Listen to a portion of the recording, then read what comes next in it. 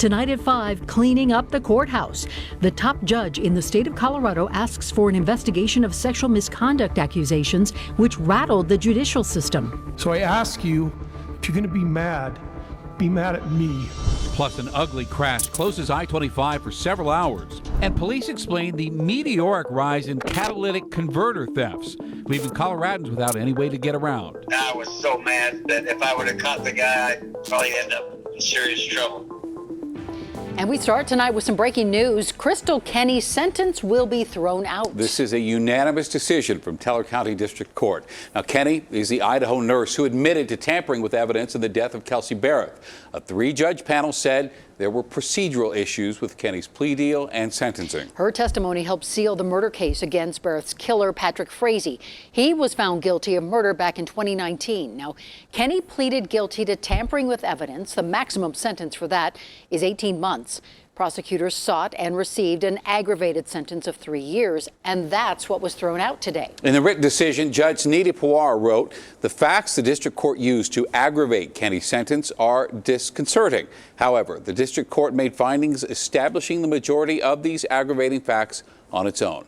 In order to qualify for an aggravated sentence, Judge Pawar wrote, Kenny must have explicitly stipulated to judicial fact-finding for sentencing purposes. And Kenny will be resentenced now. No date has been set just yet, and her lawyer told the Colorado Sun that she should be released now.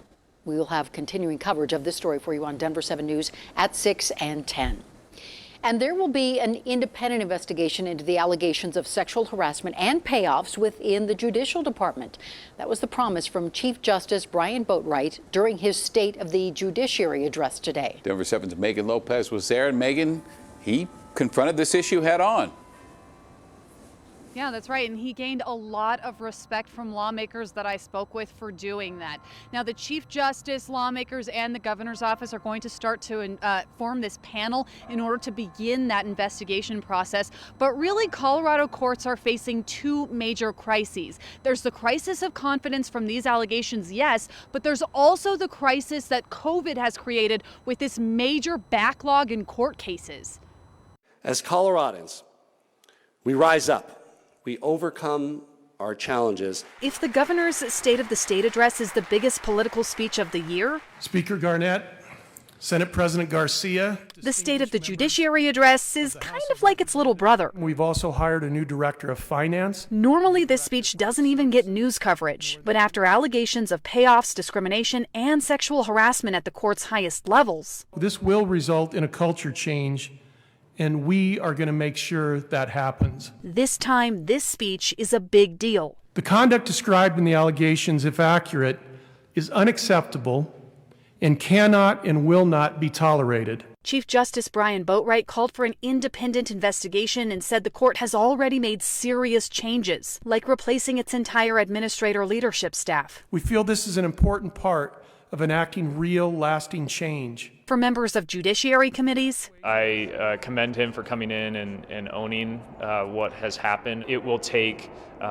a thorough and probably long investigation in order to uncover everything that needs to be uncovered. Governor Polis also praised the Chief Justice's candor. It's a great exercise in humility to invite the other 2 to have oversight. And the judiciary and Chief Justice Boatwright, to his credit, said we need the executive and legislature to really make sure that we're cleaning up shop. But there's another crisis in the courts. We face an unprecedented backlog of jury trials. State courts are staring at more than 14,000 cases that have yet to be heard. We've got to find the resources for the trial backlog. But we are committed. The Chief Justice called for help from the legislature in the form of staffing, the use of retired judges, and funding. We also need additional money to expand the program. I'm wondering if you feel confident right now in giving more funding to a branch that was just accused of misspending money. Yeah, it is kind of, on one hand, it's like, I don't feel comfortable doing it, but on the other hand, I think it's needed. Senator Cook said he'll support the funding if there's transparency. So along with that investigation, the lawmakers are also calling for more transparency. What does that look like, you're asking? Well, part of it means reforming Colorado open records laws to kind of peel back the curtain on the judicial department a little bit more so that there is more transparency in what's happening. We could see a bill introduced that kind of reflects that language this session. I'm live. Megan Lopez, Denver7. All right, Megan, thank you. I-25 in Larkspur was closed for several hours today by two crashes in close proximity to each other. All told, there were 3 semis and 3 cars involved. Thankfully, no serious injuries. Authorities did not say if the overnight snow and ice were a factor. Well, this morning, authorities confirmed the 11th avalanche death of the season in Colorado. And this is video in Jackson County where the snowmobiler was killed on Tuesday, southeast of the town of Rand. The Colorado Avalanche Information Center says this avalanche ran about 400 feet. It's been one of the deadliest avalanche seasons of the past 10 years. And the past 7 days will go down as one of the coldest weeks of the last 30 years in Denver. The average temperature between February 10th and the 17th, 6.5 degrees. It's the 5th coldest week since 1991. The coldest week was December 18th through the 25th. That was back in 1998. And the average temperature then was 3. Oof. Yeah. Well, on Saturday, Colorado will finally roll out the second phase of the federal unemployment benefits, several weeks after those benefits were first approved. State leaders blame the delays on upgrades to the unemployment system, and they have promised the hundreds of thousands of people waiting for the extended benefits that they will receive back pay for what they've missed. The state is also dealing with more than 1 million fraudulent unemployment claims, and they said they're trying to pull off a tough balancing act here, catching fraud claims while getting money to people in need. We are on track to have 6% of the state of Colorado fully vaccinated by Monday. 36,000 doses were given yesterday. More than 1 million total have now been given. And another 1,200 cases of the virus reported today. And there are fewer than 500 people in the hospital tonight. Both those numbers are well below our peak of the end of 2020. All right, so imagine going out to start your car and you find out that it sounds like a loud motorcycle. Well, that is the first clue that many people have that their catalytic converter has been stolen. Denver7's Lance Hernandez learning that those thefts are skyrocketing. So I just came out of my house last week and started my Prius and it roared. Hayes was on her way to Rosenberg's Bagels, started her car, and heard this.